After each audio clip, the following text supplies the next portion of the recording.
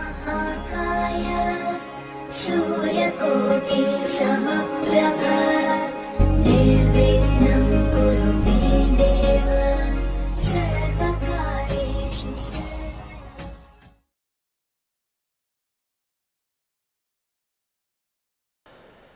मेरे बहुत ही प्रिय और बेहद सम्मानित साथियों, हृदय की गहराइयों से अभिनंदन, बहुत बहुत हार्दिक स्वागत।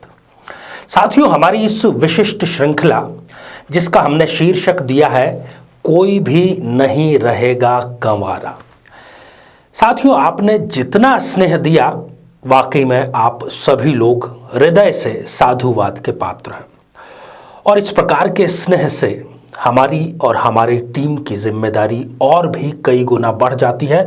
और विश्वास मानिए साथियों कि उस जिम्मेदारी, उस विश्वसनीयता पर खरे उतरने के लिए हम कई घंटों अथक मेहनत, अथक प्रयास करते हैं ताकि ऑथेंटिक जानकारी आप तक पहुंचे, शास्त्र सम्मत जानकारी आप तक पहुंचे। खैर साथियों, हमने बात की उम्र के पड़ाव को लेकर के कि यदि आपकी उम्र बीत चुकी है और विवाह नहीं हुआ, उसके उपाय पर हमने चर्चा की। यदि किसी गुण विशेष से आपको हमेशा रिजेक्शन का सामना करना पड़ता था, उससे कैसे उबरे, उसके लिए हमने उपाय की चर्चा की। तीसरे में हमने चर्चा की कि यदि किसी ने तंत्र बाधा के चलते या अपनी कोई वैमनस्य या दुश्मनी निकालने के चलते आपके विवाह में रोड़ा उत्पन्न करते हैं, तो उसके उपाय पर हमने चर्चा की। अब आज हम बात कर रहे हैं सबसे बड़ी चुनौती के सामने। साथियों, यदि आपको पता है कि दुश्मन कौन है तो उससे सामना करना आसान होता है, पर यदि आपको पता ही नहीं है कि आपका दुश्मन कौन है और आपका बुरा होता चला जा रहा है, तो बहुत मुश्किल है ऐसी लड़ाई लड़ना। जब आप किसी बीमारी की जांच करवाते हैं और डॉक्टर उस रिपोर्ट को देख करके कहता है कि रिपोर्ट एकदम नॉर्मल है, किसी प्रकार की बीमारी डायग्नोज नहीं हुई है, तब तो चैलेंज और भी ज्यादा बढ़ गया कि आखिर बीमारी क्या है। ऐसी ही ठीक कई युवाओं को सामना करना पड़ता है कि वो पढ़े लिखे हैं, समझदार हैं, अभी विवाह के योग्य हुए ही हैं, कोई बूढ़े नहीं हो गए, अच्छा खासा उनका पैकेज है, देखने में खूबसूरत है, परिवार बहुत अच्छा है, उनका व्यवहार बहुत शालीन है, फिर क्या कारण है कि उनका विवाह संपन्न नहीं हो पा रहा। ना तो उनको ये बात समझ में आ रही है, ना किसी ज्योतिषी को ये बात समझ में आ रही है और कोई उपाय भी कारगर नहीं हो रहा। जी हां साथियों, यदि अज्ञात कारण के चलते आपके भी विवाह में लगातार देरी होती चली जा रही है, तो यकीन मानिए कि आज का ये एपिसोड केवल और केवल आपके लिए है। साथियों, एक विलक्षण उपाय के बारे में हम चर्चा करें इससे पहले एक बेहद जरूरी सूचना कि हम हमारे प्रत्येक एपिसोड के अंत में ये प्रयास करते हैं कि किसी न किसी जातक के प्रश्न का उत्तर दें। ये प्रश्न हमें आप लोगों के ही द्वारा YouTube कमेंट के माध्यम से प्राप्त होते हैं। दो बातों का आपको यहां पर ख्याल रखना है। जब भी आप अपना प्रश्न लिख करके भेजें, उससे पहले #आचार्य चंद्रकांत इस शब्द का प्रयोग जरूर करें और साथ ही बेहद आसान सा प्रश्न जो इसी एपिसोड से संबंधित है, इसी एपिसोड के अंत में आपसे पूछा जाएगा, उसका सही उत्तर साथ में लिख करके जरूर भेजें। साथियों, ये सारे उपाय हमने रामचरितमानस से लिए हैं। गोस्वामी तुलसीदास ने इसकी रचना की है और रचना की समाप्ति उन्होंने की महादेव की नगरी काशी में। इसीलिए मैं बार बार कहता हूं कि इन सारे उपायों में भगवान श्री राम, माता सीता और त्रिलोकीनाथ महादेव का आशीर्वाद है। इसलिए ये संशय, ये शक ही नहीं है कि ये कारगर नहीं होंगे, ये 1000% कारगर होंगे। केवल जरूरत है पूर्ण श्रद्धा और विश्वास से हमारे बताए अनुसार इन उपायों को करने की।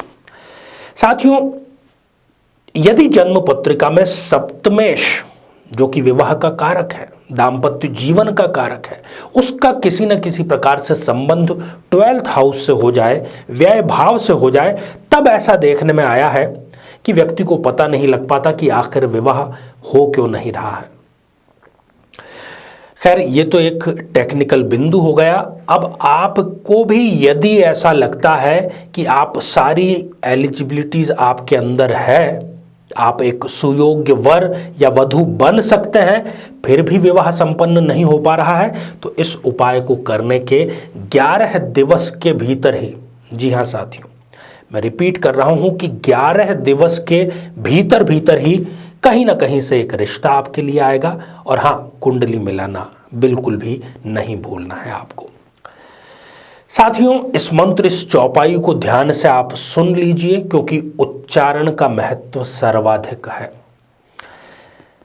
आपका जो जन्म नक्षत्र है, जन्म नक्षत्र की आपको प्राप्ति करनी है। आपकी जो जन्म पत्रिका है उसके प्रथम पृष्ठ या द्वितीय पृष्ठ पर आपको आपके जन्म नक्षत्र की जानकारी मिल जाएगी।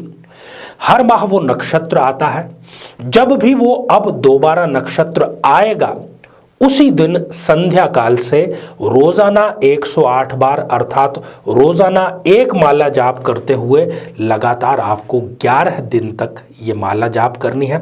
घर में किसी भी स्वच्छ स्थान पर आप बैठ सकते हैं। पूर्व दिशा की ओर मुख करके बैठना है। तुलसी की यादा माला आपको मिल जाती है तो सर्वश्रेष्ठ है, नहीं तो किसी और भी माला से आप ये कर सकते हैं। साथियों, मंत्र, चौपाई या छंद, जो भी आप इसको नाम देना चाहें, वो इस प्रकार है।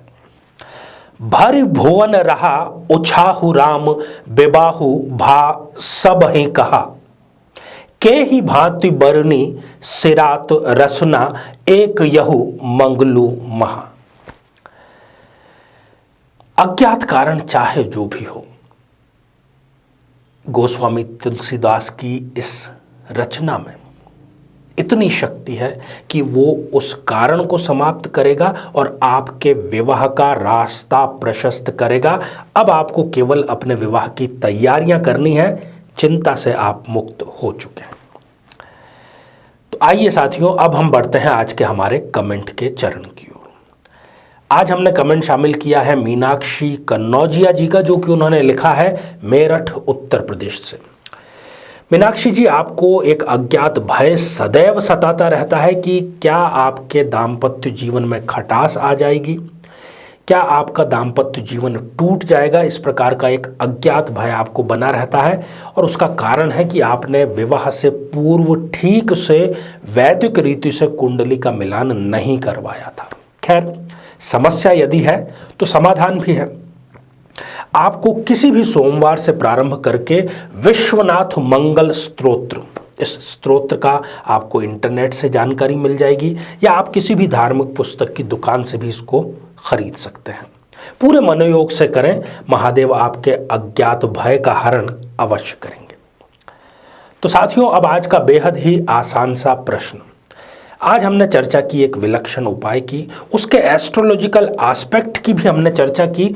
उस चर्चा के दौरान हमने जिक्र किया था कि सप्तमेश का इस भाव से कनेक्शन होना चाहिए। किस भाव का हमने जिक्र किया था, वो ही नाम आपको लिख करके भेजना है। साथियों, आप सभी स्वस्थ, समृद्ध और शांतिपूर्वक जीवन व्यतीत करें। नमस्कार। जीवन में किसी समस्या का सामना कर रहे हैं, जैसे कि शादी में देरी होना, पति पत्नी में मनमुटाव या तलाक तक की नौबत आ जाना, संतान का प्राप्त न हो पाना, नौकरी या धन प्राप्ति में बाधा आना, जीवन के प्रत्येक क्षेत्र में किसी न किसी प्रकार की बाधा आना, तो आज ही अपनी जन्म पत्रिका का संपूर्ण विश्लेषण करवाएं और पाएं समस्या से सदैव के लिए मुक्ति।